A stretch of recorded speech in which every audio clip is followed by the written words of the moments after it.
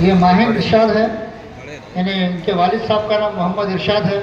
یہ ہمارے مکتب کی بڑی فکر کرتے ہیں، اللہ ان کو جزائے خیر عطا فرمائے. ان کا جو عنوان ہے دہشت گرد اسلام نہیں سکھاتا. غور سے سنیے انشاءاللہ، ایک ایک لفظ جو ہے نا آپ کے سمجھ میں آئے گا انشاءاللہ. نحمده ونصلي على رسوله الكريم اما بعد. ذی وقار اساتذہ، اصحاب کرم، سامعین ذیشان، السلام علیکم ورحمۃ اللہ وبرکاتہ. میرے پیارے ماؤں اور بہنوں اور میرے عزیز ساتھیوں، آج میری تقریر کا عنوان ہے اسلام اور دہشت گردی. آج آپ موبائل اور ٹیلی ویژن میں سنتے ہوں گے کہ فلاں جگہ دہشت گردی ہو رہی ہے، فلاں جگہ دہشت گردی پھیلانے کی سازش کی جا رہی ہے. آج دہشت گردوں نے اتنے لوگوں کو موت کے گھاٹ اتار دیا ہے کہ ہزاروں لوگوں کی جانیں ضائع ہو چکی ہے، کتنے املاک برباد ہو چکے ہیں، اور اس سب جرائم کا مجرم اسلام اور اسلام کے نام لیواؤں کو قرار دیا جا رہا ہے.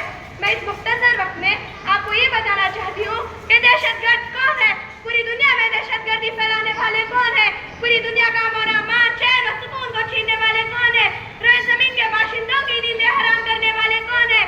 کہ سب اسلام اور اسلام کے نام لیوا ہے یا کسی کی سوچی سمجھی سازش ہے؟ دوستوں اور اسلام کے فرمانوں، اسلامی تاریخ کا مطالعہ کرنے والے یہ ضرور جانتے ہوں گے کہ اسلام نے ہمیشہ امن و شانتی کی دعوت دی ہے، آپسی محبت کی دعوت دی ہے، آپسی بھائی چارے کی دعوت دی ہے، ظلم و زیادتی سے روکا ہے، فتنہ و فساد سے روکا ہے، حق تربی اور حق ماننے سے روکا ہے.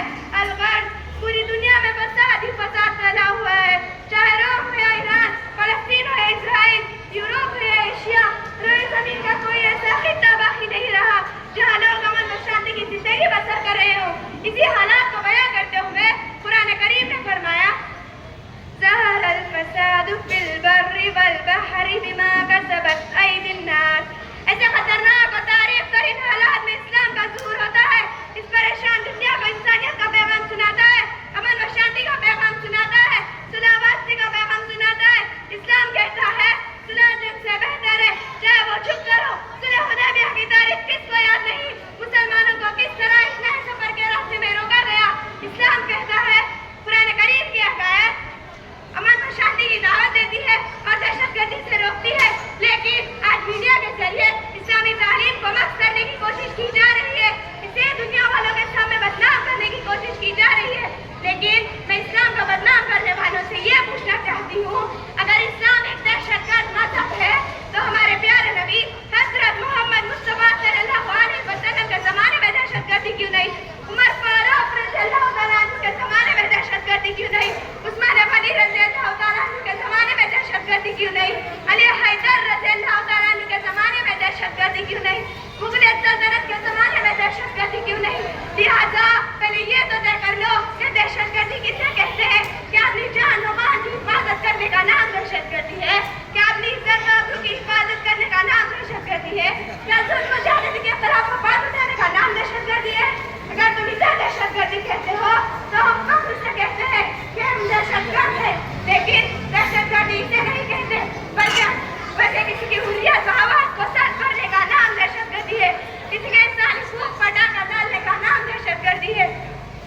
آؤ اسلام پر دہشت گردی کا الزام لگانے والوں بتاؤ، گلفان میں دہشت گردی کس نے پھیلائی، گجرات میں دہشت گردی کس نے پھیلائی، افغانستان میں دہشت گردی کس نے پھیلائی، کشمیر میں دہشت گردی کس نے پھیلائی. فلسطین کا چپا چپا گوشہ گوشہ مسلمانوں کے خونوں سے رنگین ہو چکا ہے، عورتوں کی عفت بد پامال ہو چکی ہے، کروڑوں بچے یتیم ہو چکے ہیں، ہزاروں مائیں بیوہ ہو چکی ہیں، کتنے گھر ویران ہو چکے ہیں. مسلمانوں، میں ان درندہ یہودیوں سے یہ پوچھنا چاہتی ہوں، نام نہاد امن قائم کرنے والوں، اگر تم واقعتاً میں امن قائم کرنا چاہتے ہو تو پہلے خود دہشت گردی کرنا چھوڑ دو، دوسروں کی ذلت کا آبرو کرنا چھوڑ دو، دنیا میں خود بخود امن قائم ہو جائے گا اور دہشت گردی ختم ہو جائے گی.